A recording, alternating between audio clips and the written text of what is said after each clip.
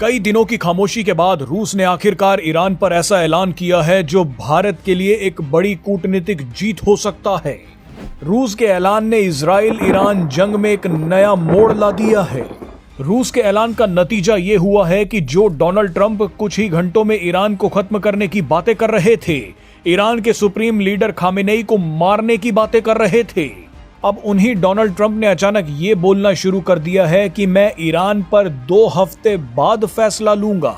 यानी ट्रंप 2 हफ्तों के लिए इजराइल ईरान जंग से पीछे हट गए हैं। इसका सीधा मतलब यह है कि अगले 2 हफ्तों तक अब इजराइल अपने भरोसे ही है। बहरहाल रूस के इजराइल और ईरान जंग में कूदने से भारत को एक रणनीतिक जीत मिली है। भारत को क्या जीत मिली है उसे देखने से पहले आप ये देखिए कि रूस ने आखिरकार ईरान पर ऐलान क्या किया है।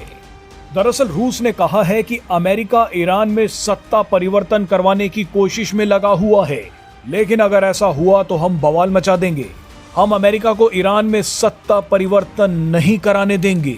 आपको बता दें कि अगर अमेरिका ईरान में सत्ता परिवर्तन करवा देता है तो इसका सबसे बड़ा नुकसान भारत को होगा। पिछले 5 दिनों में डोनाल्ड ट्रंप की भाषा सुनकर यह लग रहा था कि ईरान में किसी भी वक्त सत्ता बदल सकती है, लेकिन आखिरी समय में रूस कूद पड़ा। रूस के आते ही अमेरिका पीछे हटता दिख रहा है।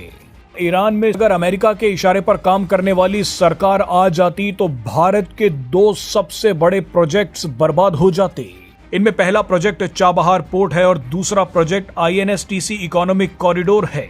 आप जानते ही हैं कि ईरान में चाबहार पोर्ट के जरिए भारत ने थोड़े से ही समय में वो ताकत हासिल कर ली है जो चीन अभी तक बलूचिस्तान के ग्वादर में नहीं कर पाया है। भारत चाबहार पोर्ट के जरिए व्यापार और रणनीति दोनों में बहुत आगे निकल गया है। भारत के लिए चाबहार पोर्ट अफगानिस्तान और सेंट्रल एशियाई देशों तक पहुंचने का एक जबरदस्त रूट बन गया है। चाबहार पोर्ट के जरिए पाकिस्तान को अरबों का नुकसान हो रहा है, तो वहीं चीन इस रणनीतिक इलाके में पिछड़ता जा रहा है। चाबहार के पास स्ट्रेट ऑफ हॉर्मुज से दुनिया का 20% तेल गुजरता है, यानी यहाँ से अरबों का व्यापार होता है। लेकिन अगर ईरान में सरकार गिर जाती है तो पाकिस्तान और चीन इस इलाके में दोबारा मजबूत हो सकते हैं। बहरहाल इसके अलावा INSTC गलियारा यानी international north south transport corridor जो 7200 किलोमीटर लंबा है, वो भी बर्बाद हो सकता है। रूस के सेंट पीटरबर्ग से मुंबई को जोड़ने वाला ये कॉरिडोर भारत के लिए किसी खजाने से कम नहीं है। इस कॉरिडोर का सबसे महत्वपूर्ण हिस्सा दक्षिणी ईरान से होकर गुजरता है, लेकिन अगर अमेरिका ईरान में सत्ता परिवर्तन करवा देता है तो ईरान की नई सरकार इस प्रोजेक्ट को रोक सकती है। इस प्रोजेक्ट के जरिए आने वाले समय में रूस भारत को 73.2 मिलियन टन कोयला भेजेगा। इसी कॉरिडोर के जरिए भारत यूरोपीय बाजारों तक आराम से पहुंच सकता है। इस कॉरिडोर की वजह से यूरोपीय बाजारों तक पहुंचने में भारत को अब 40% कम समय और 30% कम ट्रांसपोर्ट कॉस्ट लगेगी। ये प्रोजेक्ट भी चीन की बेल्ट एंड रोड परियोजना का सबसे बड़ा कॉम्पिटिटर है।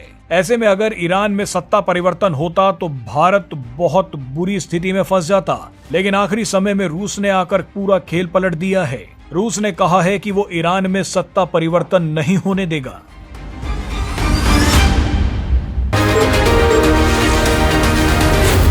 Zee News।